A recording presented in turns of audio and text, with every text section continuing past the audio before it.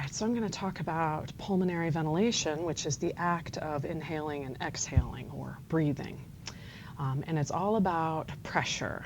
So we're talking about pushing of air, allowing for air to enter and exit the body. It's important that you understand atmospheric pressure. Atmospheric pressure is the pressure of the air around you. That air is full of molecules, it has weight, and it can push on you and into you. Air works like any other set of molecules, whether you're talking about a solid, a liquid, or a gas. Molecules always move from an area of high concentration to low. So with air, we tend to talk about molecules moving from an area of high pressure to low. So the outside atmospheric pressure we can't really change. The weather can change it slightly, but more or less your atmospheric pressure around you is basically the same. But we can change the pressure inside our lungs. We call that the intrapulmonary pressure.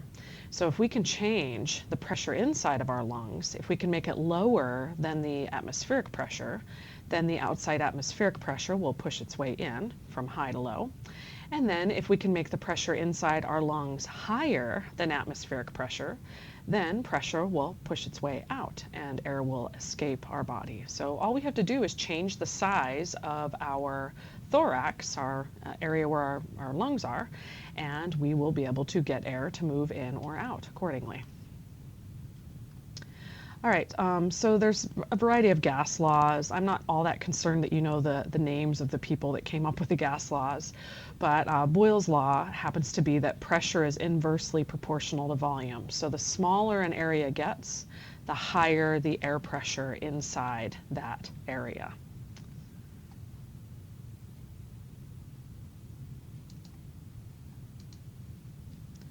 All right, so how do we change the volume of our thorax? Well, we use muscles.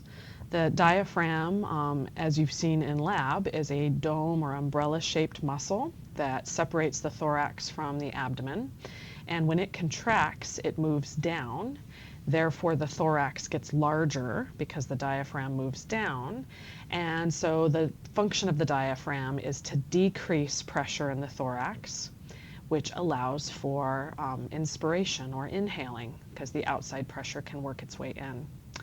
You also have some muscles on your neck called the scalenes. They help with forced inhales, so like a really deep inhale.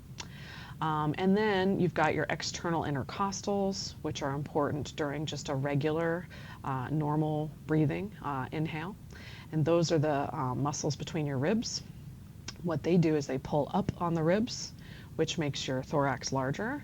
And so they help the diaphragm with increasing the volume of your thorax and decreasing, therefore, the pressure within your thorax.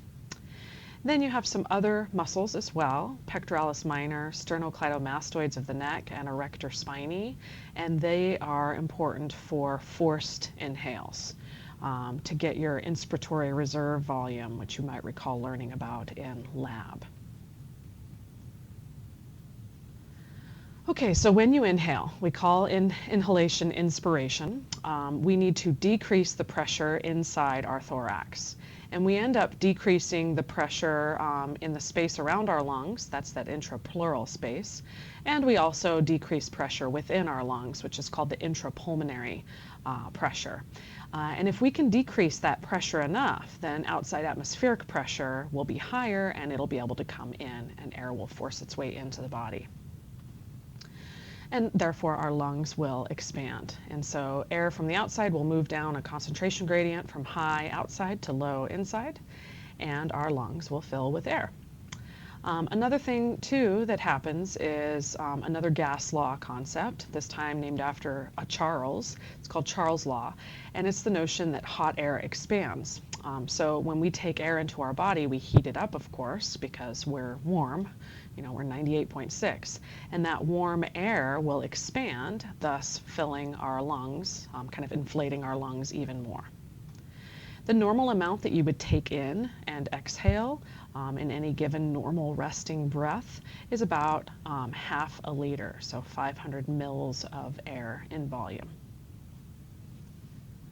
Okay, here's an artist illustration going over some of those major concepts.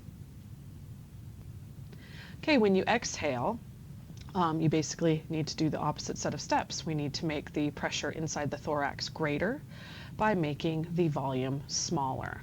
So we will relax our diaphragm and we will relax our intercostals. But the main reason why the inside of the lungs will get smaller is the alveoli were stretched when you inhaled, and they've got a lot of elastic fibers in them, and they will spring back down to their original shape.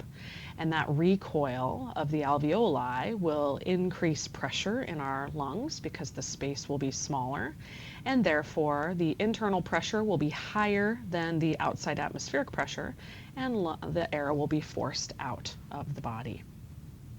Now you can force even more air out if you choose to. That's called a forced expiration. Remember the ERV, the expiratory reserve volume. You can blow out that excess volume. And to do that, you'll use your internal intercostals. They pull down on the ribs. And you can also use even your abdominal muscles, like your rectus abdominis and other abdominal muscles. And if you really squeeze in those abdominal muscles, that'll put pressure up on your thorax and thus decrease the size even more and increase internal pressure even more. Go ahead and do a forced expiration. Put your hand on your abdominal muscles, on your stomach, and blow out some air.